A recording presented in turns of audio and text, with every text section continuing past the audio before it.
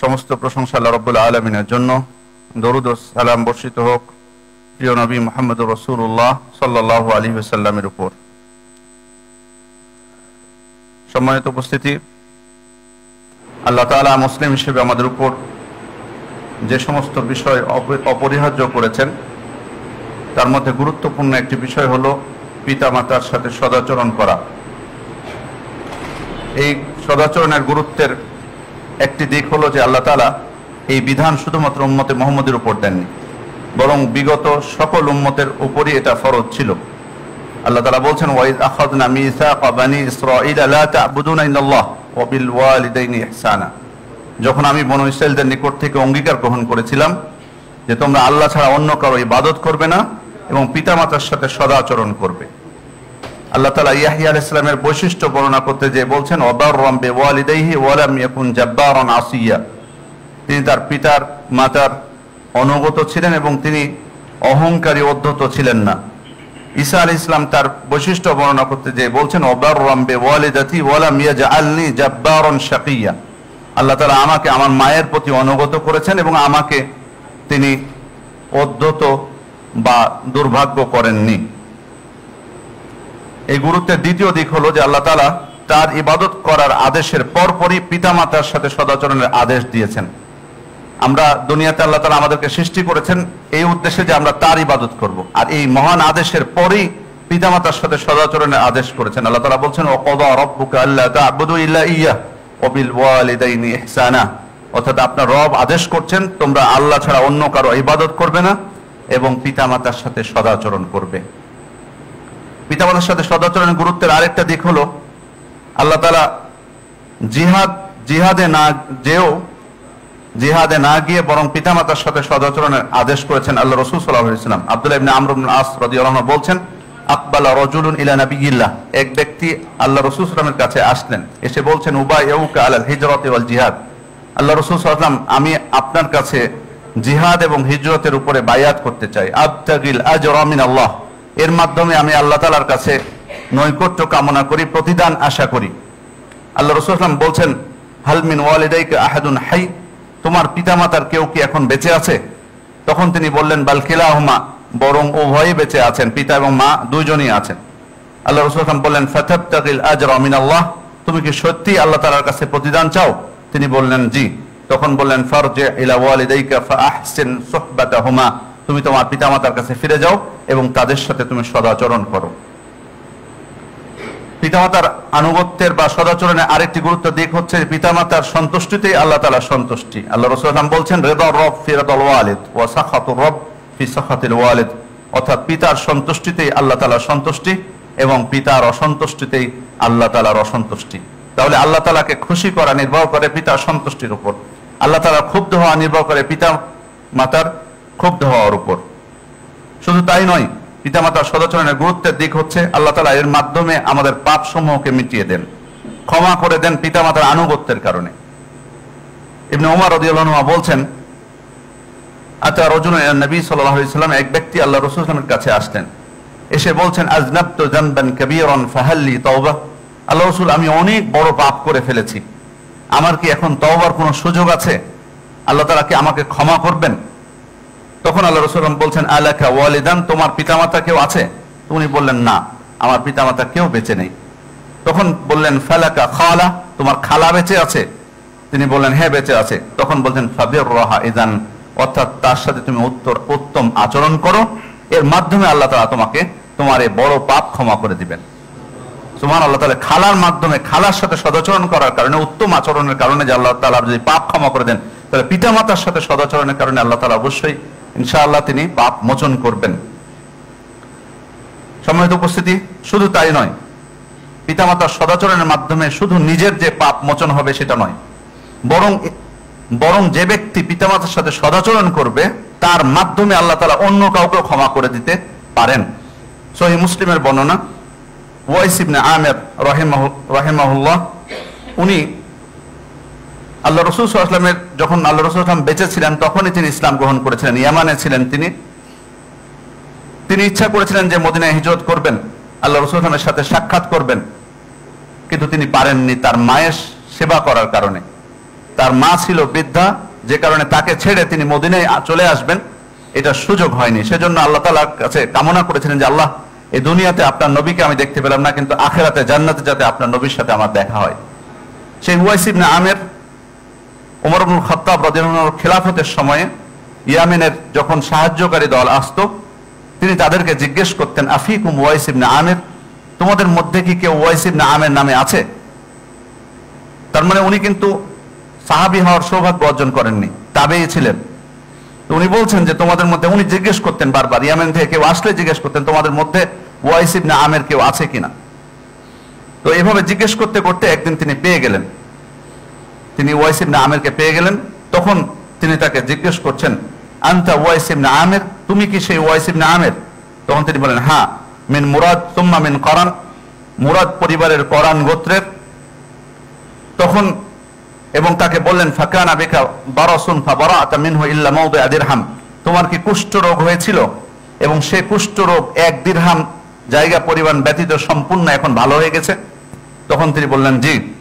তারপর বললেন, আলাকা ওয়ালিদান, তোমার আলাকা ওয়ালিদা, তোমার কি মা বেঁচে আছে বা তোমার কি মা ছিল? তিনি বলেন, হ্যাঁ।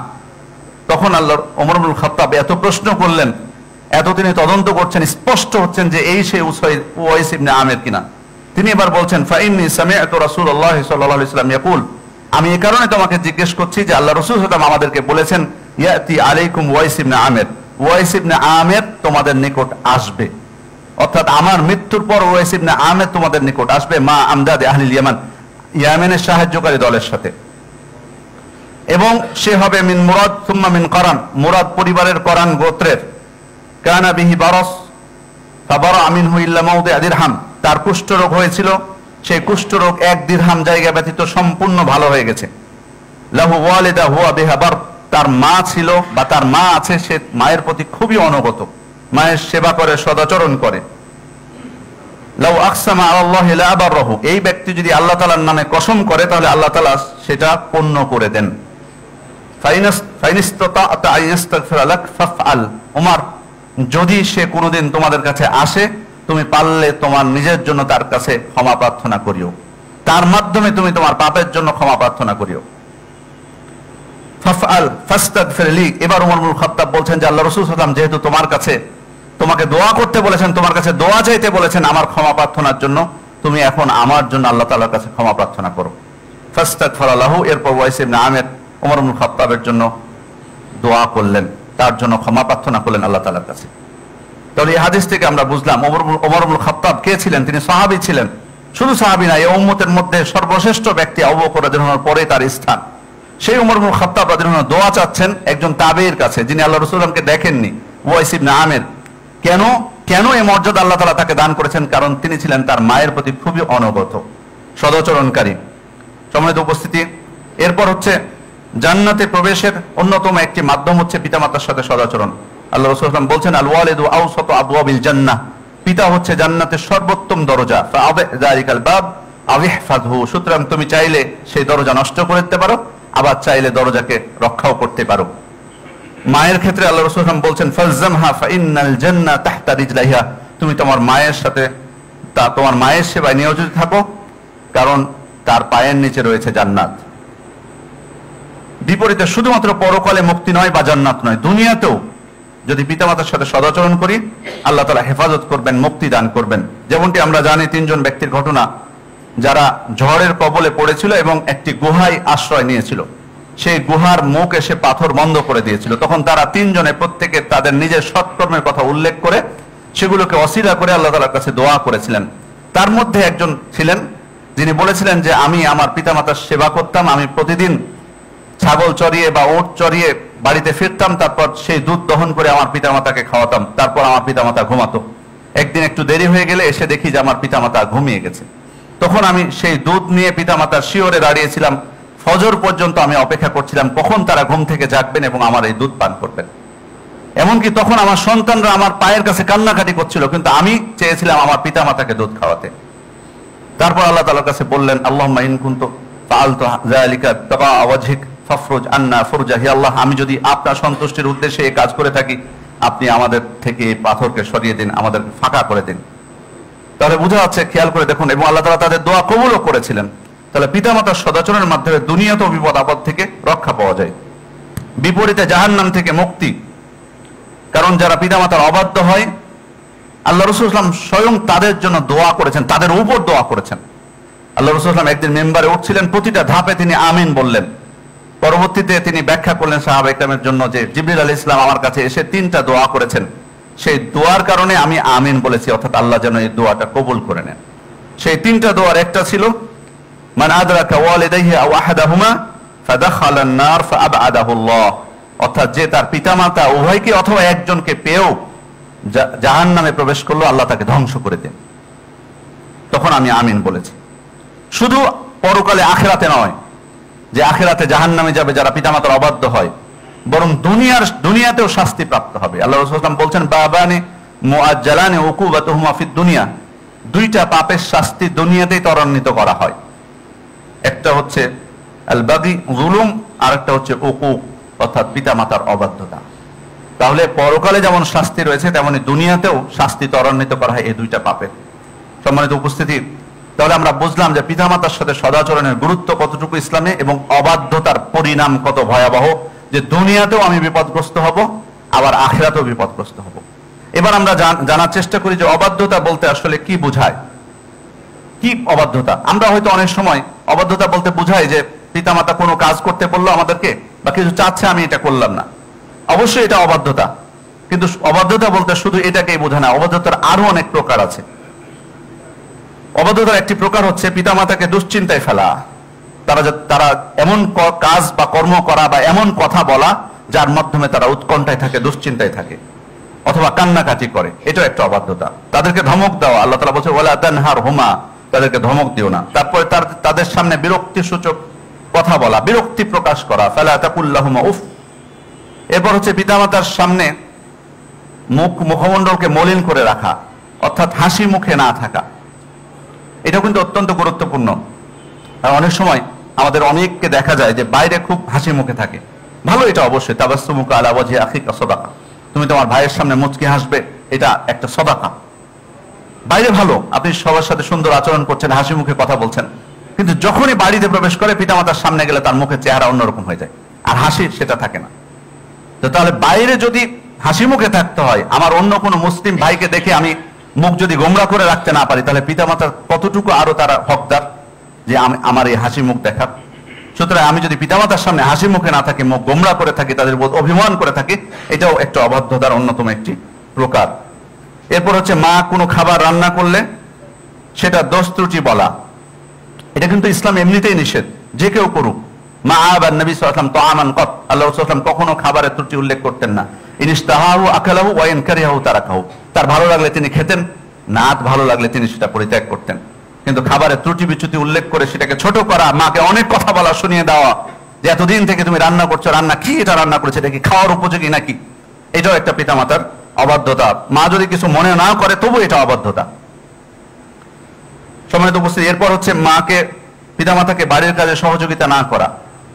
ছেলেরা চেষ্টা করবে পিতাকে বাড়ির কাজে সহযোগিতা করার, এমনকি মাকেও। আর বিশেষ করে মেয়েরা তার মাকে সাহায্য করবে বাড়ির কাজে। হয়তো অনেক সময় এটা খুব কম আমাদের সমাজে, এখন গুরুত্ব নেই।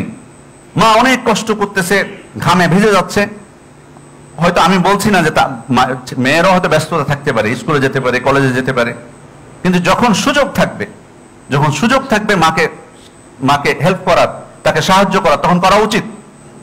হয়তো অনেককে আপনি যদি বলতে চান, বলবে যে না, কই আমার মা তো কিছু বলে না, রাগ করে না আমি সহযোগিতা না করলে। কিন্তু আপনি যদি সহযোগিতা করেন, অবশ্যই তিনি খুশি হবেন, বা কিছু মনে করছেন এটা কোনো কারণ না। আপনার যদি সুযোগ থাকে আপনি সহযোগিতা করুন। এরপর হচ্ছে পিতামাতার সাথে কথা বলার সময় মুখ অন্যদিকে ঘুরিয়ে রাখা, অথবা পিতামাতাকে কথা থামিয়ে দেওয়া, তাদের কথা পূর্ণ করতে না দেওয়া। কথা বলতেছে, এখানে সামনে আছে আর আপনি অন্যদিকে মুখ ঘুরিয়ে কথা বলতেছেন, এটাও একটা অবাধ্যতা। এরপর হচ্ছে তাদের নিকট থেকে পরামর্শ গ্রহণ না করা। কোথাও বাইরে যাচ্ছেন, কিছু না বলে চলে গেলেন, 5 দিনের সফরে, 7 দিনের সফরে, কোনো গুরুত্ব নেই। বিবাহ করতে যাচ্ছে, পরামর্শ নেওয়ার কোনো প্রয়োজন মনে করে না। হ্যাঁ, পিতামাতার ছেলেদের বিয়ের ক্ষেত্রে অলি শর্ত না, কিন্তু তাই বলে আপনি তাদেরকে না জানিয়ে বিয়ে করবেন? তাদের সাথে একটু পরামর্শ করতে সমস্যা কোথায়? তাদেরকে বলুন ওই বাড়িতে থাকবেন, তাদেরকে বলুন যে আমি অমুক জায়গায় বিয়ে করতে চাচ্ছি, বা এটা ওটা, তাদের কাছে পরামর্শ নেওয়া। পরামর্শ না নেওয়া, এটাও একটা অবাধ্যতা। এরপর হচ্ছে পিতামাতার সামনে বিভিন্ন জনের সাথে, তার স্ত্রীর সাথে অথবা ভাইদের সাথে ঝগড়া লিপ্ত হওয়া, কারণ এটাতে পিতামাতা অনেক কষ্ট পায়। আপনি তার সাথে ঝগড়া করছেন না, বাট আপনি যখন তার সামনে আপনার ভাইদের সাথে বা আপনার স্ত্রীর সাথে ঝগড়া করছেন, এটাতে কিন্তু তারা দুশ্চিন্তায় পড়ে যায়, অনেক কষ্ট পায়। এরপর হচ্ছে মানুষের নিকট পিতামাতাকে লাঞ্ছিত করা। এটা অনেকভাবে হতে পারে, অনেকভাবে হতে পারে। যেমন আপনার অলসতার কারণে আপনি পরীক্ষায় ফেল করলেন, যখন শুনতে পাবে সবাই, এটা কিন্তু পিতামাতা কিন্তু কষ্ট পায়, এটাতে তারা নিজেকে লাঞ্ছিত মনে করে এটা। এরপরে হচ্ছে তাদেরকে গালি দেওয়া। গালি দেওয়া এটা সরাসরি হতে পারে, আবার অনেক সময় সরাসরি নাও হতে পারে। আল্লাহ রাসূল বলছেন মিনাল কাবায়ের শাতমুর রাজুল ওয়ালিদাইহি। কাবিরা, একটা কাবিরা গুনাহ হলো বা বড় কাবিরা গুনাহর মধ্যে একটি হলো যে একজন ব্যক্তি তার পিতামাতাকে গালি দিবে। তখন আল্লাহ রাসূল, সাহাবায়ে কেরাম আল্লাহ রাসূলকে জিজ্ঞেস করছেন ওয়াহাল ইয়াশতুমুর রাজুল ওয়ালিদাইহি, আল্লাহ রাসূল এটা কি সম্ভব যে একজন ব্যক্তি তার পিতামাতাকে গালি দেয়? আপনি যে বললেন গালি দেয়, বড় কাবিরা গুনাহ পিতামাতাকে গালি দেওয়া, এটা কি সম্ভব যে পিতামাতাকে গালি দিবে? তখন আল্লাহ রাসূল বলছেন ইয়াসুব্বু আবার রাজুল ফায়াসুব্বু আবাহু। গালিটা এভাবে হতে পারে যে এই ব্যক্তি আরেকজনের পিতাকে গালি দিল, তার বন্ধুর পিতাকে গালি দিল ধরুন, তখন যখন আপনি আরেকজনের পিতাকে গালি দিবেন তখন ও উত্তরে আপনার পিতাকে গালি দিবে, এটাই নিজের পিতাকে গালি দেওয়া হলো। অথবা আরেকজনের মাকে গালি, মার কথা বলে আপনি গালি দিলেন, সেও তখন আপনার মাকে গালি দিবে। এভাবে আল্লাহ রাসূল বলছেন যে এটাই হলো নিজের মাকে, নিজের পিতাকে গালি দেওয়া। আসলে এই হাদিস থেকে যেটা একটু উপলব্ধি করি যে সাহাবায়ে কেরাম জানতেন না মনে হয় যে কেউ গালি দিতে পারে পিতামাতাকে। আল্লাহ রাসূল ব্যাখ্যা করেছেন কিভাবে, সরাসরি এটা গালি দেওয়া কিন্তু হলো না, আরেকজনের পিতাকে বা মাকে গালি দিল তখন এটা গালি দেওয়া হলো। কিন্তু আমাদের সমাজে, আমাদের বাস্তব আমাদের সমাজে আপনি এমন বহু মানুষ পাবেন যে এত এত প্যাঁচের দরকার নেই আরেকজনকে গালি দেওয়ার, সরাসরি পিতামাতাকে গালি দেয়, পিতামাতাকে প্রহার করে, বহুত কিছু করে। সম্মানিত উপস্থিতি, এরপরে হারাম কোনো কিছু বাড়িতে প্রবেশ করানো, হারাম কোনো কিছু বাড়িতে প্রবেশ করানো, অথবা তাদের সামনে সালাত পরিত্যাগ করা, ঘুমিয়ে থাকা, ধূমপান করা। এখানে একটা বিষয় বলি যে আমরা অনেকেই চাই যে আমার সন্তানরা যাতে হারামের মধ্যে না যায়, মাদক গ্রহণ না করে, ধূমপান না করে, কিন্তু আমরা নিজেই আদর্শ হতে পারি না তাদের জন্য। এটা কিভাবে সম্ভব হবে? মানে আমি এটা বেয়াদবি অবশ্যই যে পিতামাতার সামনে কেউ ধূমপান করবে কোনো বাচ্চা, নিঃসন্দেহে এটা যে বেয়াদবি সন্দেহ নাই। কিন্তু এখানে চিন্তার বিষয় যে আপনি এটার কারণ কিনা। আপনি চাচ্ছেন, আপনি ধূমপান করেন, আপনাকে দেখেছে, তাহলে এটা ফলাফল আপনি কিভাবে চাইবেন? আমি কিভাবে সন্তানকে দোষারোপ করবো শুধুমাত্র? কারণ এর জন্য তো আপনি দায়ী, আপনার তো লজ্জা হওয়া উচিত ছিল। মুসলিম ব্যক্তি এই ধূমপান করে আপনি মসজিদে আসেন জুমার দিনে, কিভাবে এটা সম্ভব? এটা স্পষ্ট হারাম। মাদক তার এমনি ছড়িয়ে পড়েন, এটা একটা প্রকার এই ধূমপানটা। সুতরাং আমি অনুরোধ করব যে যদি কেউ এই ধরনের পরীক্ষার সম্মুখীন হন, আগে নিজে সংশোধন হন। আপনি নিজের সংশোধন, একজন মুসলিম ব্যক্তি যেখানে কাঁচা পেঁয়াজ, কাঁচা রসুন খেয়ে মসজিদে যেতে নিষেধ করা হয়েছে, যেটা হালাল খাবার, সেখানে আপনি হারাম খেয়ে মসজিদে আসেন কি করে? বাড়িতে সেটা পান করেন কিভাবে? এরপরে হচ্ছে পিতামাতার সুনাম নষ্ট করা, যেমন হয়তো কোনো অন্যায় কাজ করলো তারপর পুলিশে ধরলো, এটা কিন্তু এর মাধ্যমে কিন্তু পিতামাতার সুনামকে নষ্ট করা হয়, অথবা জেলে গেল বা যেটাই হোক না কেন। এরপর হচ্ছে তাদেরকে কষ্টের মধ্যে ফেলে দেওয়া। অনেক সময় এমন হয় যে অনেকে ঋণ করে ফেলে, ঋণ করে চলে যায়, পালিয়ে যায়, তারপরে তখন যে ঋণ দিয়েছে ঋণদাতা খুঁজবে কাকে? তার পিতামাতাকে কিন্তু খুঁজে এসে, অথচ তার পিতামাতা জানেই না যে তার সন্তান কি করেছে। অথবা পরীক্ষায় ফেল করে প্রতিষ্ঠানে, অথবা প্রতিষ্ঠানে এমন কিছু করে তার বন্ধুকে হয়তো মারছে, কার নাক ফাটিয়ে দিয়েছে, কার মাথা ফাটিয়ে দিয়েছে। তো স্কুল কর্তৃপক্ষ বা মাদ্রাসা কর্তৃপক্ষ তখন কাকে ডাকে? তার পিতামাতাকে ডাকে। এটা কি তার জন্য ভালো? এটা তার জন্য লজ্জাজনক নয়? আপনি যে কাজটা করলেন, যে কাজটা আপনি করেছেন, এটা তো একটা অপরাধ, এর মাধ্যমে আপনি আরেকটা অপরাধ করেছেন, আপনার পিতামাতার অবাধ্য হয়েছেন, আপনার পিতামাতার সুনামকে আপনি নষ্ট করেছেন, তাদেরকে লজ্জার মধ্যে ফেলেছেন, তাদেরকে জটিল অবস্থার মধ্যে আপনি ফেলেছেন। এরপর হচ্ছে বাড়ির বাইরে অধিকাংশ সময় অনেক সময় ব্যয় করা বিনা কারণে, কারণ এর মাধ্যমে পিতামাতা কিন্তু উৎকণ্ঠিত থাকে, তারা কিন্তু যে আমার সন্তান কোথায় গেল। তারপরে তাদের খেদমতের কিন্তু প্রয়োজন হতে পারে, আপনি বাড়িতে এতক্ষণ সময় ব্যয় করতেছেন, আপনার পিতামাতার কোনো প্রয়োজন হতে পারে না, সেটা বাদ দিয়ে আপনি বাইরে অবস্থান করছেন। এরপর হচ্ছে তাদের কাছে বেশি চাওয়া পাওয়া, দাবির লিস্ট অনেক বড় হওয়া, আমি এই ফোন চাই, এই মডেলের ফোন চাই, এই ধরনের সাইকেল চাই, এই ধরনের গাড়ি চাই, এটা চাই, ওইটা চাই। কিন্তু আমাদের দেখা উচিত যে আসলে আমার পিতামাতার সাধ্য কতটুকু। আর সাধ্য থাকলে সব দিয়ে দিবে নাকি? একটা তো বয়স আছে দেওয়ার, অবশ্যই আপনাকে দিতে পারে, কিন্তু একটা স্তর অনুযায়ী। এরপর হচ্ছে নিজের স্ত্রীকে পিতামাতার উপর প্রাধান্য দেওয়া, এটাও পিতামাতার অবাধ্যতা। তাই বলে যে যদি কোনো কারণে দ্বন্দ্ব হয় তাহলে আমি যে স্ত্রীর পক্ষ নিব বা আমি শুধুমাত্র পিতামাতারই পক্ষ নিব সবসময়, বিষয়টা কিন্তু এটা না। কিন্তু আমাকে অবশ্যই স্ত্রীর প্রতি যে ভালোবাসা, সেটা স্ত্রীর প্রতি ভালোবাসা, আর পিতামাতার প্রতি ভালোবাসা এটা ভিন্ন জিনিস। সেক্ষেত্রে কোনো অসুবিধা হলে আমাকে দেখতে হবে সেটা। সবসময় যে আমি পক্ষ নিয়ে নিব পিতামাতার, তাদের যাতে অবাধ্য না হয় সেটা না। অবশ্যই হিকমতের সাথে দুইজনের মধ্যে সমন্বয় করে চলতে হবে। এরপরে হচ্ছে পিতামাতার মানে তাদের অবস্থানের কারণে লজ্জায় অনেক সময় তাদের পরিচয় না দেওয়া, এটা অনেকে করে থাকে। হয়তো দেখা যাচ্ছে যে অনেক বড় হয়েছেন উনি, বড় একটা অবস্থানে গেছে, তার পিতা হয়তো কৃষক মানুষ বা ব্যবসায়িক ছোট তেমন কিছু না, তখন ওই নাম দিয়ে পরিচয় দিতে লজ্জা বোধ করে, এটাও পিতামাতার প্রতি একটা অবাধ্যতা। তারপরে তাদেরকে মারা, বৃদ্ধাশ্রমে রেখে আসা, এটা তো দেখতেছেন এটা অহরহ হচ্ছে। এগুলো কিন্তু প্রত্যেকটার বিষয় খেয়াল করে দেখবেন, এগুলোর জন্য একটা বিষয় হচ্ছে তাদেরকে দিন এবং নৈতিক শিক্ষার অভাব। আপনি যান, আপনি তদন্ত করে দেখেন যে বাচ্চাটাকে ছোট থেকেই দিন এবং নৈতিক শিক্ষা দেওয়া হয়েছে, তারা কেউ পিতামাতার সাথে এ ধরনের আচরণ করে কিনা। আমি এই সপ্তাহেও দেখলাম নওগাঁয় স্বামী মারা গেছে, তার বিশাল বাড়ি আছে, তার নিজের ছেলে, সৎ ছেলেও না, নিজের ছেলে তার মাকে বাড়ি থেকে বাইরে বের করে দিয়েছে। বলছে যে তুমি তো মানে শুধুমাত্র 8/1 পাও, তোমার এই বাড়িতে তোমার অংশ হচ্ছে 8/1, এই 8 অংশ নিয়ে তুমি এখানে থাকার তোমার যৌক্তিকতা কোথায়? তোমার অধিকার তো নেই। আরো জমি আছে, তুমি ওখানে যেয়ে থাকো বাড়ি করে। মা গেটের বাইরে বসে আছে, কি অবস্থা! মানে মানুষ সেটা পারে কিভাবে? যদি সৎ মা হতো এটাও গ্রহণযোগ্য না, তবুও হয়তো আমরা বলতাম যে হ্যাঁ, তার প্রতি মায়া নাই। তার নিজের মা, যে মা তাকে জন্ম দিয়েছে, সেই মাকে বাড়ির বাইরে, কেসি গেটের বাইরে রেখে দিয়েছে ফেলে। সম্মানিত উপস্থিতি, এরপর হচ্ছে কৃপণতা করা, নিজের ক্ষেত্রে কৃপণতা নাই কিন্তু পিতামাতার সাথে সেবা করার ক্ষেত্রে কৃপণতা করা, এটাও একটা অবাধ্যতা। এরপর হচ্ছে করুণা প্রকাশ করা বা খাটো করা, অর্থাৎ ভালো সেবা করছে, ঠিক দিচ্ছে, পিতামাতাকে গিফট করতেছে, তাদের ভরণ পোষণ দিচ্ছে, সবকিছু করছে, কিন্তু কথায় কথায় খোঁটা দেয়। যেটুকু করছে এই জন্য খোঁটা দেয়, আমি কি তোমার জন্য এটা করিনি, আমি তোমাদেরকে এটা দিইনি, ওইটা দিইনি, এটাও একটা অবাধ্যতা। সাধারণ মানুষকেও কিন্তু দান করে খোঁটা দেওয়া নিষেধ শরীয়তে। সেখানে পিতামাতার জন্য খরচ করে, যেটা আমার দায়িত্ব, যদি তাদের পিতামাতার ভরণ পোষণের দায়িত্ব কিন্তু সন্তানের উপর, যখন পিতামাতার কোনো কিছু থাকে না তখন, সেই অবস্থায় আমি তাদের ভরণ পোষণ দিচ্ছি, কিন্তু কি করছি? তাদেরকে খোঁটা দিচ্ছি, এটা মহা অন্যায়। এরপর হচ্ছে তাদের সম্পদ চুরি করা বা না বলে নিয়ে নেওয়া। অনেক সময় অনেক সন্তানরা দেখা যায় যে অনুমতির প্রয়োজনই মনে করে না, এরকম বহু মানুষ আছে, পিতামাতার সম্পদ আছে, তারা এখনো দিব্যি বেঁচে আছে, তারা বেঁচে থাকলে আপনি কেন এটা করছেন? অনেক সময় দেখা যাচ্ছে গাছের ফল পেড়ে যে বিক্রি করে দিচ্ছে, টাকা নিয়ে নিচ্ছে, এরকম বহু কিছু করে। যাই হোক, তাদেরকে না বলে তাদের কোনো সম্পদ গ্রহণ করা বা তাদের সম্পদ চুরি করা। এরপরে সর্বশেষ যে উদাহরণগুলো দিলাম, সর্বশেষ যে উদাহরণটা, এটা খুবই নিকৃষ্ট, সেটা হচ্ছে তাদের মৃত্যু কামনা করা, পিতামাতার মৃত্যু কামনা করা। এটাও বহু আছে, এগুলো উদাহরণ আপনি আমার থেকে আপনি এই সমাজে বহু পাবেন, আরো বেশি পাবেন। সম্মানিত উপস্থিতি, এই হলো কিছু পিতামাতার অবাধ্যতার উদাহরণ।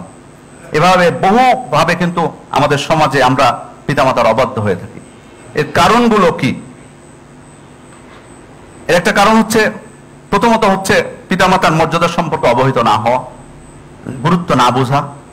হয়তো অনেক সময় মসজিদেও আমি আলাপ করছি, এখন আমি আপনাদেরকে বলছি, এখনো কিন্তু অনেকে আছেন গুরুত্ব নাই। বহুত তো আওয়াজ শুনেছি পিতামাতার অবাধ্যতার ব্যাপারে, আর কি শুনবো, আর কি, গুরুত্ব নাই, আমার শুনতেইছি না, আমার মনোযোগ অন্যদিকে, মসজিদে বসে আছি কিন্তু আমার মনোযোগ অন্যদিকে। সুতরাং না জানা পিতামাতার মর্যাদা সম্পর্কে বা তাদের কি হক সে সম্পর্কে না জানা। দ্বিতীয় বিষয় হচ্ছে সঠিকভাবে প্রতিপালন না করা সন্তানকে, যেটা কিছুক্ষণ আগে বললাম, যে এটাও কিন্তু এটার দায়ভার অনেক সময় পিতামাতার অবাধ্যতার দায়ভার অনেক সময় পিতামাতার উপর এসে পড়ে, উনি সঠিকভাবে প্রতিপালন করতে পারেননি।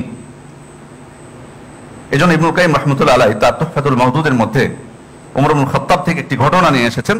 সে ঘটনার সারসংক্ষেপটা হচ্ছে, এর আগেও হয়তো আমি বলেছি আপনাদেরকে, যে একজন তার সন্তানের ব্যাপারে অভিযোগ করতে এসেছিলেন ওমর ইবনুল খাত্তাবের কাছে।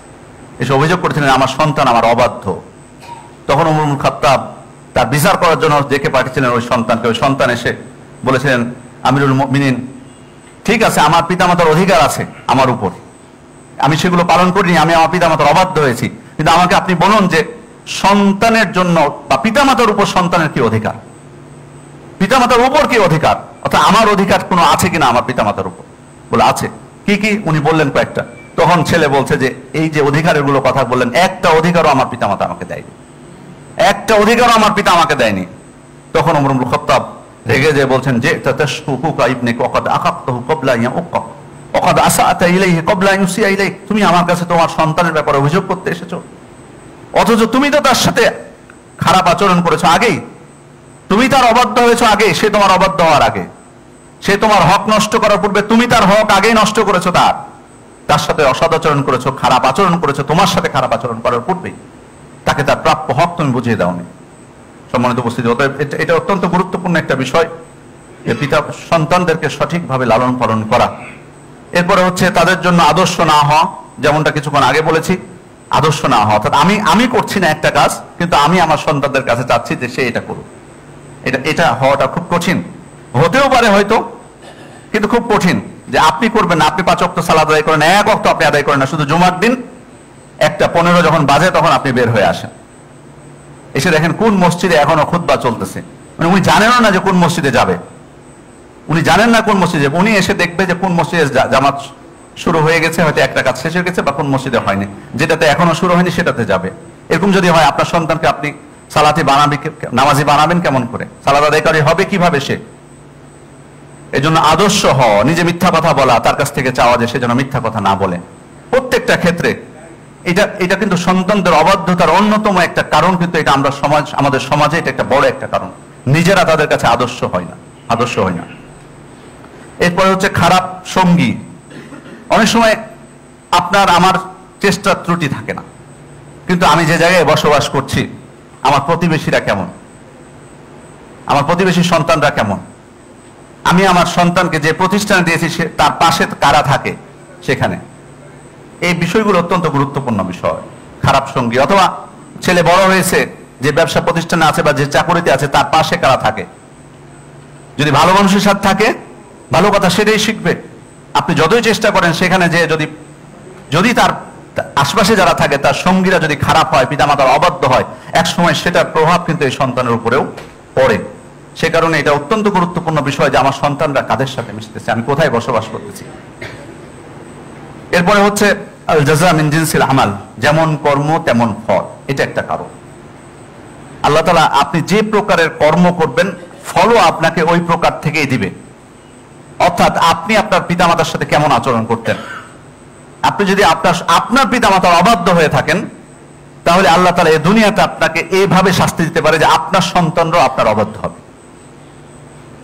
এজন্য এটা অত্যন্ত গুরুত্বপূর্ণ বিষয়। অনেক দলিল আছে এর উপর যে কর্ম মানুষ করে ওই কর্ম থেকে আল্লাহ তাআলা তাকে ফল দেন। সুতরাং নিজে কেমন ছিলাম এটাও একটা দেখার বিষয়। এজন্য প্রত্যেকেই আজকে যারা অবাধ্য হচ্ছে, আমরা পিতামাতা যাদের বেঁচে আছে, মনে রাখতে হবে আজকে যদি আমি অবাধ্য হই, আমার সন্তানদের কাছে এটা আমাদের চাইলে ভুল হবে। সম্মানিত উপস্থিতি, এরপরে হচ্ছে সন্তানদের প্রতি ন্যায় বিচার না করা, এটাও কিন্তু একটা কারণ। সন্তানদের মধ্যে ন্যায় বিচার না করা, কারণ অনেক সময় দেখা যায় যে কোন সন্তানকে পিতা প্রাধান্য দিচ্ছে কোনো কিছু দেওয়ার ক্ষেত্রে বা আচরণের ক্ষেত্রে। অনেক সময় আপনার 3 জন সন্তান, আপনি একজনের সাথে খুব হাসি মুখে কথা বলেন, তার সাথে আর একজনের সাথে আপনি কথাই বলেন না। অথবা কোনো কিছু দেওয়ার ক্ষেত্রে তাদেরকে হক বা হেবা যেটাই হোক না কেন, সেটার ক্ষেত্রে কিন্তু ন্যায় বিচার করতে হবে। ন্যায় বিচার যদি না করি, তাহলে যার সাথে আমি ন্যায় বিচার করছি না, এই এক সময় আমার অবাধ্য হয়ে যাবে। আমি তার দিকে খেয়াল করলাম না, সে আমাকে দেখবে কি করে? এই জন্য আল্লাহ রাসূল বলছেন, ইয়াদিলু বাইনা ওয়াত্তাকুল্লাহ ওয়াদিলু বাইনা আওলাদিকুম, তোমরা আল্লাহকে ভয় করো এবং তোমাদের সন্তানদের মধ্যে তোমরা ন্যায় বিচার করো। এরপর হচ্ছে ভালো কাজে তাদেরকে উৎসাহ না দেওয়া, অর্থাৎ দেখুন আপনার কিছু একটা ভালো কিছু করলো, আপনার সেবা করলো। ধরুন আপনি অসুস্থ, আপনার সন্তানকে বললেন একটা ওষুধ নিয়ে এসে, কাজটা খুব ছোট, কিন্তু না, তার জন্য একটু দোয়া করে দিন না, তাকে বলুন না জাযাকাল্লাহু খায়রান। জাযাকাল্লাহু খায়রান কি শুধু বাইরের মানুষকে বলা, নিজের সন্তানকে না, তাকে আরেকটু উৎসাহ দেন, ভালো কাজ করেছে যেহেতু। অনেক সময় আপনি যদি ভালো কাজ করতেছে কিন্তু আপনি তাকে উৎসাহ দিচ্ছেন না, আপনার মুখ দিয়ে তেমন কিছু বের হচ্ছে না, বরং অভিযোগও বেশি। এটাও কিন্তু এখন অনেক সময় দেখা যায় অনেক পিতামাতাকে, যে ছেলেটা পিতামাতাকে বেশি দেখে ওই ছেলেটার প্রতি দেখবেন পিতামাতার রাগ খুব বেশি হয়। এরকম আমাদের সমাজে আমি অনেককে পেয়েছি।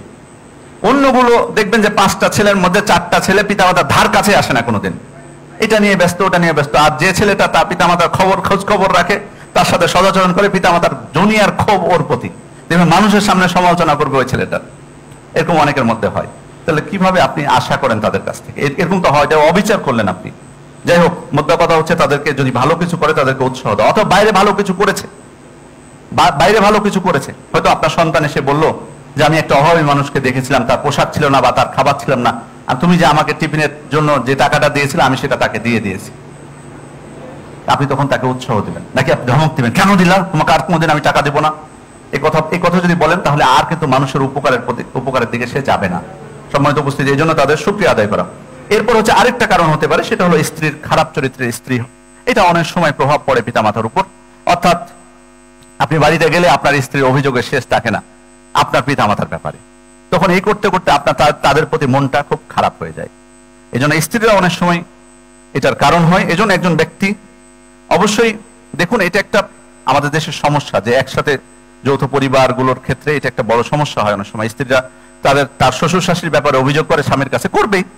অনেক সময় এটা যে মানে অভিযোগগুলো যে মিথ্যা অভিযোগ করে সেটা না, কিন্তু আপনি শুধুমাত্র তার কথাই শুনবেন, তার কথা শুনে আপনার পিতামাতার সাথে খারাপ আচরণ শুরু করে দেবেন না। ধৈর্য ধারণ করতে হবে, এক্ষেত্রে ধৈর্য ধারণ করতে হবে। আপনার জন্য আপনার পিতামাতা বহু ধৈর্য ধারণ করেছে। আর একটা কথা বলেছি আগে, সেটা হলো আপনাকে সমন্বয় করে চলতে হবে। শুধু তার কথার উপর ভিত্তি করে আপনি কোনো ডিসিশন নেবেন, এটা যেন না হয়। সম্মানিত উপস্থিতি, এরপরে আমরা পিতামাতার সেবা করব, সদাচরণ করব দুনিয়াতে যখন বেঁচে থাকবেন। মৃত্যুর পরেও কিন্তু সে একটা প্রকার আছে সদাচরণের, মানে মারা গেছেন বলে তাদের প্রতি আমার কোনো দায়িত্ব নেই, সেটা যেন না হয়। মারা যাওয়ার পর আন্তরিকভাবে তাদের জন্য দোয়া করা, দোয়া করেছিলেন নূহ আলাইহিস সালাম, রব্বিক ফিরলি ওয়া লিওয়ালিদাইয়া, হে আল্লাহ আপনি আমাকে এবং আমার পিতামাতাকে ক্ষমা করে দিন। ইব্রাহিম আলাইহিস সালাম দোয়া করেছিলেন, রব্বানা ফিরলি ওয়া লিওয়ালিদাইয়া ওয়া লিল মুমিনিনা ইয়াওমা ইয়াকুমুল হিসাব। এরপর হাদিসে আছে যে একজন ব্যক্তি মারা গেলে তার সব আমলের পথ বন্ধ হয়ে যায়, তার মধ্যে একটা আমল হচ্ছে, 3টা আমলের চলতে থাকে, তার মধ্যে একটা হচ্ছে সৎ সন্তান যে তার পিতামাতার জন্য দোয়া করে। অতএব এই দোয়া করা পিতামাতার জন্য এটা অত্যন্ত গুরুত্বপূর্ণ বিষয়। এবং এটা কিন্তু সন্তানের কথা বলা হয়েছে। হ্যাঁ, অন্য মুসলিমদের জন্য আমরা দোয়া করব, একজন মুসলিম আর একজন মৃত মুসলিমের জন্য দোয়া করে, তার দোয়া কবুল হতে পারে, কিন্তু সন্তানের দোয়াটা বেশি গুরুত্বপূর্ণ, এই জন্য সন্তানের কথা বলা হয়েছে। কারণ আপনি যতটুকু আন্তরিকতা নিয়ে আল্লাহ তাআলার কাছে দোয়া করবেন, অন্য কেউ পারবে না, যতই আপনি টাকা পয়সা দেন। ওটা নিজে করবেন না কেন, অনেক সময় আমাদের সমাজে অনেকেই আছে ভাড়া করে নিয়ে আসে, ইমাম সাহেবকে ভাড়া করে নিয়ে এসে দোয়া করায়। এটা কেমন?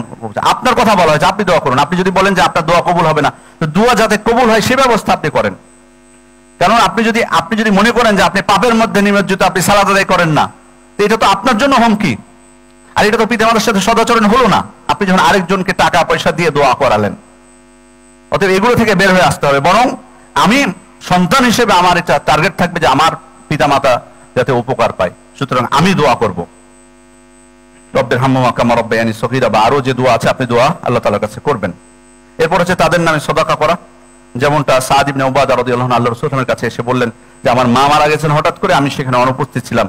ইয়ানফাউহা শাইউন ইন তাসাদদাকতু বিহি আনহা, আল্লাহর রাসূল আমি যদি তার পক্ষ থেকে এখন দান করি, সে দান তার কোনো কাজে আসবে কিনা? তখন আল্লাহর রাসূল বললেন, হ্যাঁ তার কাজে আসবে। অর্থাৎ পিতামাতার জন্য যদি দান করা হয়, সদাকা করা হয়, তাহলে সে সদাকা কাজে আসবে। তবে এমন যেন না হয় খাবারের আয়োজন, আমি আবারও বলতেছি, এটা অনেকে এটাকে দান মনে করে, বিশাল বিশাল ডেকচি করে খাবার আয়োজন করে, গরিব ধনী সব সেখানে যে খায়, এটা কিছু দান হলো? আপনি যদি কোনো খাবার নির্দিষ্টভাবে যারা খেতে পায় না, ক্ষুধার্ত খুবই, তাদের জন্য আলাদাভাবে, দরিদ্রদের জন্য শুধু যদি করেন, সেটা বিষয় ভিন্ন, এটা সদাকা হবে। আর যে খাবারের আয়োজনে সবাই আপনার সব আত্মীয় স্বজন বিত্তশালী সব এসে উপস্থিত হয়, সেটা তো এটা সদাকা না, এটা তো আপনি একটা আয়োজন করলেন। সুতরাং সব থেকে বড় বিষয় হচ্ছে আনুষ্ঠানিকতা। আমাদের সমাজে এটা একটা সমস্যা, আমরা আনুষ্ঠানিকতাকে বেশি প্রাধান্য দিই ইবাদত থেকে। দেখুন না, জানাজা এখন একটা আনুষ্ঠানিকতা হয়ে গেছে বেশি, 4 বার 5 বার করে জানাজা পড়ানো, এই করা ওই করা। জানাজা একটা ইবাদত। ইফতার, রমাদান মাসে সিয়াম পালন করে ইফতার করা, এটা একটা ইবাদত, কিন্তু এটাকে আমরা আনুষ্ঠানিকতায় রূপ দিয়েছি। তেমনি ভাবে এই বিষয়গুলো, সদাকা করব, একটা অনুষ্ঠান দরকার, জাঁকজমকপূর্ণভাবে এই ব্যবস্থা করতে, ওই ব্যবস্থা করতে। আপনি আন্তরিকভাবে গোপনে দান করুন, যেটা আপনার পিতামাতার জন্য কাজে আসবে। সম্মানিত উপস্থিতি, এরপর হচ্ছে পিতার মৃত্যুর পর তার যারা বন্ধু বান্ধব আছে তাদের সাথে যোগাযোগ রক্ষা করা, তাদের প্রতি সদাচরণ করা। আল্লাহ রাসূল বলছেন, ইন্না মিন আবারিল বির আইয়াসিলা রাজুলু আহলা উদ্দা আবিহি বা'দা আন ইউল্লিয়া। সদাচরণের একটি প্রকার হলো যে একজন ব্যক্তির পিতার মৃত্যুর পর তার বন্ধু বান্ধবদের সাথে সদাচরণ করা। ইবনে উমর রাদিয়াল্লাহু আনহু এই জন্য তার পিতার এক বন্ধু ওমর ইবনুল খাত্তাবের এক বন্ধুকে যখন দেখেছিলেন ওমর ইবনুল খাত্তাব মারা যাওয়ার পর, তখন তার নিজের একটি গাধা যেটার উপর তিনি বিশ্রাম নিতেন আর তার মাথার পাগড়ি তাকে উপহার দিয়েছিলেন যখনই তাকে দেখেছিলেন।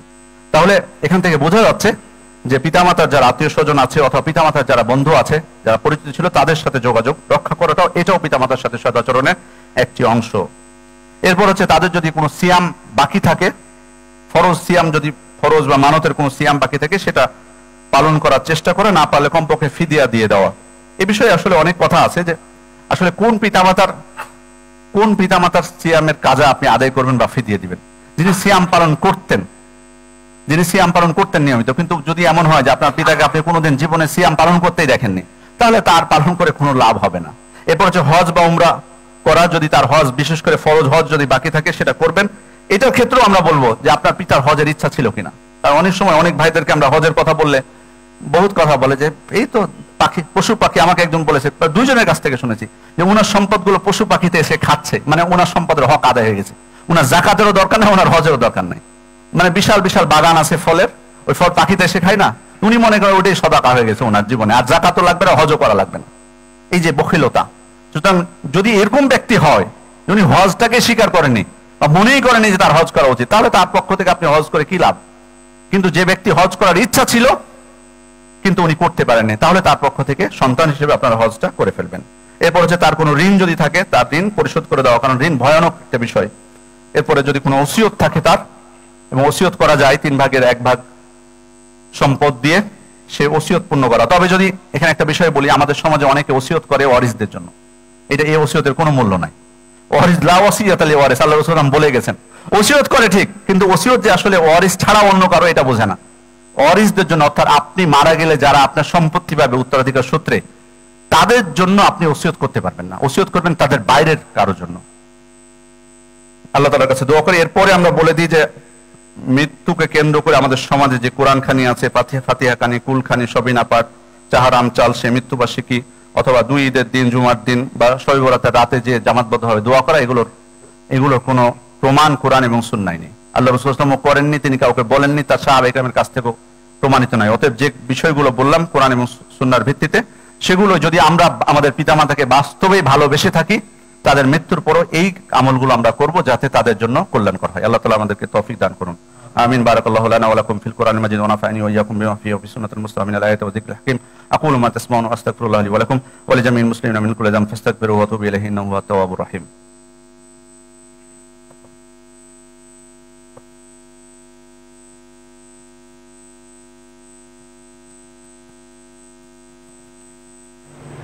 إن الحمد لله نحمده ونستعينه ونستغفره ونعوذ بالله من شرور أنفسنا ومن سيئات أعمالنا من يهدي الله فلا مضل له ومن يضلل فلا هادي له وأشهد أن لا إله إلا الله وحده لا شريك له وأشهد أن محمدا عبده ورسوله أما بعد। সম্মানিত উপস্থিতি, আমরা গত কয়েকদিন আগে, গত সোমবারের ঘটনা সম্ভবত আপনারা জানেন যে উত্তরার মাইলস্টোন স্কুল এবং কলেজে যে দুর্ঘটনা ঘটেছে বিমান বিধ্বস্ত হয়ে, এবং সেখানে বিমানের পাইলট, কয়েকজন অভিভাবক, শিক্ষিকা এবং বেশিরভাগ মারা গেছে শিক্ষার্থীরা, এবং তারা খুব কম বয়সে ছিলেন, প্রাথমিক ইবতিদায়ী লেভেলের, প্রাইমারিতে পড়তেন, প্রাইমারি সেকশনে ছিলেন। আমরা দেখেছি এই ঘটনা, আমরা সবাই জানি এই বিষয়ে। এবং সব থেকে বড় বিষয় হলো যে সমস্ত অভিভাবক আছেন তাদেরকে সান্ত্বনা দেওয়ার ভাষা আমাদের নেই। কিন্তু শুধুমাত্র আমি আল্লাহ রাসূল সাল্লাল্লাহু আলাইহি ওয়াসাল্লাম তাদের জন্য সান্ত্বনা স্বরূপ কি বলেছেন সে বিষয়ে 2টা হাদিস বলবো আপনাদেরকে। একজন ব্যক্তি আল্লাহ রাসূল সাল্লাল্লাহু আলাইহি ওয়াসাল্লামের কাছে আসলেন তার একটা বাচ্চাকে নিয়ে, তার সন্তানকে নিয়ে। আল্লাহ রাসূল সাল্লাল্লাহু আলাইহি ওয়াসাল্লাম তাকে বলছেন, আতুহিব্বুহু, তুমি কি তোমার সন্তানকে ভালোবাসো? তখন উনি বলছেন, আহাব্বাকাল্লাহু কামা উহিব্বুহু, আমি যেমন তাকে ভালোবাসি আল্লাহ তাআলাও যেন আপনাকে তেমনই ভালোবাসেন। এর কিছুদিন পর আল্লাহ রাসূল সাল্লাল্লাহু আলাইহি ওয়াসাল্লাম তাকে দেখতে পাচ্ছেন না, ওই ছেলেটাকে দেখতে পাননি। তো তিনি খোঁজ নিলেন, তখন তারা বললেন যে বাচ্চাটা মারা গেছে। তখন তার পিতা যখন উপস্থিত হলেন আল্লাহ রাসূল সাল্লাল্লাহু আলাইহি ওয়াসাল্লামের কাছে, তখন তাকে আল্লাহ রাসূল সাল্লাল্লাহু আলাইহি ওয়াসাল্লাম বলছেন, আমা তুহিব্বু আল্লা তা'তিয়া বাবান মিন আবওয়াবিল জান্নাহ ইল্লা ওয়াজাদতাহু ইয়ানতাযিরু, তুমি কি এটা চাও না যে তুমি কিয়ামতের দিন যখন জান্নাতের যে দরজায় যাবে, তুমি জান্নাতের যে দরজায় যাবে, তুমি সে দরজাতেই তোমার ছেলেকে দেখবা যে তোমার জন্য সে অপেক্ষা করছে। তুমি এটা চাও না। অর্থাৎ এটার প্রতিদান হচ্ছে কিয়ামতের দিন একজন ব্যক্তি যদি জান্নাতে যান, তাহলে প্রত্যেকটা জান্নাতের দরজাতে যে দরজা দিয়ে উনি যাবেন, সে দরজায় তার ওই সন্তানকে, যে সন্তান মারা গেছে, তাকে অপেক্ষমান দেখতে পাবেন। তখন সাহাবা ইকরাম এই কথা যখন আল্লাহ রাসূল সাল্লাল্লাহু আলাইহি ওয়াসাল্লাম বললেন, তখন সাহাবা ইকরাম বলছেন, ইয়া রাসূলুল্লাহ লাহু খাসসা আও লিকুল্লিনা, এই সংবাদে, এই যে সুসংবাদ আপনি দিলেন, এটা কি শুধুমাত্র তার ক্ষেত্রে নাকি এটা সবার জন্য? তখন আল্লাহ রাসূল সাল্লাল্লাহু আলাইহি ওয়াসাল্লাম বলছেন, বাল লিকুল্লিকুম, বরং তোমাদের সবারই জন্য। অর্থাৎ এই পৃথিবীতে, অর্থাৎ দুনিয়াতে যারই সন্তান মারা যাবে তার জন্য এই সংবাদ। অন্য হাদিসে আবু মুসা আল-আশআরী রাদিয়াল্লাহু থেকে বর্ণিত, তিনি বলছেন যে যখন কারো সন্তান মারা যায় কোনো ব্যক্তির, তখন আল্লাহ তাআলার কাছে ফেরেশতাদেরকে আল্লাহ তাআলা ডাক দেন, ডেকে বলেন, কবাবতুম ওয়ালাদা আবদি, তুমি কি আমার বান্দার ছেলেকে তার কাছ থেকে ছিনিয়ে নিয়ে এসেছো? তখন ফেরেশতারা বলেন হ্যাঁ। তখন বলেন, কবাবতুম সামারাতা ফুয়াদিহি, তুমি তার হৃদয়ের টুকরাকে তুমি তার কাছ থেকে ছিনিয়ে এনেছো? তোমরা কি তার হৃদয়ের টুকরাকে তার কাছ থেকে ছিনিয়ে এনেছো? তখন বলে হ্যাঁ। তখন আল্লাহ রাসূল সাল্লাল্লাহু আলাইহি ওয়াসাল্লাম, আল্লাহ তাআলা তখন তাদেরকে বলবেন, ফেরেশতাদেরকে জিজ্ঞেস করবেন, মাযা ক্বালা আবদি, আমার বান্দার প্রতিক্রিয়া কি ছিল? তার সন্তান মারা যাওয়ার পর সে কি বলেছে? তখন ফেরেশতারা বলবেন, হামিদাকা ওয়াস্তারজা, আপনার প্রশংসাই করেছে আল্লাহ, এবং তারা ইন্না লিল্লাহ পাঠ করেছে। তখন আল্লাহ তাআলা বলবেন, ইবনু লি আবদি বাইতান ফিল জান্নাহ, আমার বান্দার জন্য জান্নাতে একটি ঘর নির্মাণ করো। ওয়াসাম্মুহু বাইতুল হামদ, এবং এই ঘরের নাম দাও প্রশংসালয়। সম্মানিত উপস্থিতি, আমরা আমাদের এই সমস্ত পিতামাতা যারা যারা তাদের সন্তানকে হারিয়েছেন, ছোট্ট শিশু তাদেরকে হারিয়েছেন, তাদের জন্য সান্ত্বনার ভাষা নেই, কিন্তু এটাই আমরা সান্ত্বনা দিতে পারি যে আপনারা যদি ঈমানের উপরে মারা যান, তাহলে ইনশাআল্লাহ আপনাদের সন্তানদেরকে আপনারা পাবেন, এবং সেটা হবে সবথেকে আনন্দময় মুহূর্ত।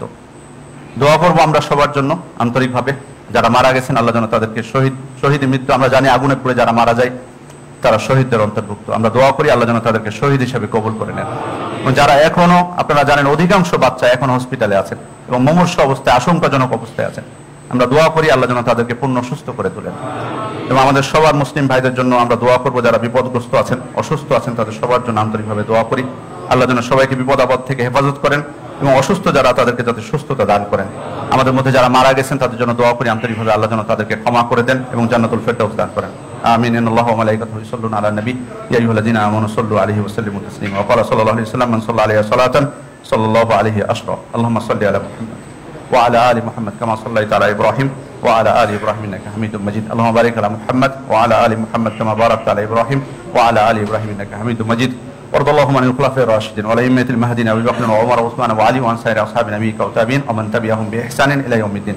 اللهم أعز الإسلام والمسلمين، اللهم أذل الشرك والمشركين، اللهم انصر المسلمين في كل مكان، اللهم انصر المسلمين في كل مكان، اللهم انصر المسلمين في فلسطين، اللهم انصر المسلمين في فلسطين. ربنا آتنا في الدنيا حسنة وفي الآخرة حسنة وقنا عذاب النار. আপনারা দেখেছেন সম্প্রতি যে আমাদের ফিলিস্তিনেও কিন্তু এখন, প্রথমে যখন হামলা হয় তখন আমরা অনেক কথা বলি, কিন্তু তারপরে আমরা ভুলে যাই। এখনো কিন্তু শুধুমাত্র ইসরায়েলের আঘাতে নয়, বরং না খেয়ে ক্ষুধার্ত অবস্থায় বহু শিশু মারা যাচ্ছে, ছোট্ট বাচ্চা দ্বারা। অথচ আল্লাহ তাআলা আমাদেরকে কত ভালো রেখেছেন। এই জন্য আল্লাহ তাআলা শুকরিয়া আদায় করবো এবং আন্তরিকভাবে এই সমস্ত ভাইদের জন্য দোয়া করবো আল্লাহ যেন দ্রুত তাদেরকে মুক্তি দান করেন, এবং যারা তাদের উপর আক্রমণ করছে, যে সমস্ত অমানুষ নামক ইহুদিরা, আল্লাহ যেন তাদেরকে অচিরেই পাকড়াও করেন এবং সে দৃষ্টান্ত দান করেন। আমরা তাদের জন্য দোয়া করি। ربنا تقبل منا انك انت السميع العليم وتب علينا انك انت التواب الرحيم. عباد الله يرحمكم الله، ان الله يأمر بالعدل والاحسان وايتاء ذي القربى وينهى عن الفحشاء والمنكر والبغي يعظكم لعلكم تذكرون. فاذكروا الله يذكركم وادعوه يستجب لكم ولذكر الله اكبر والله يعلم ما تصنعون.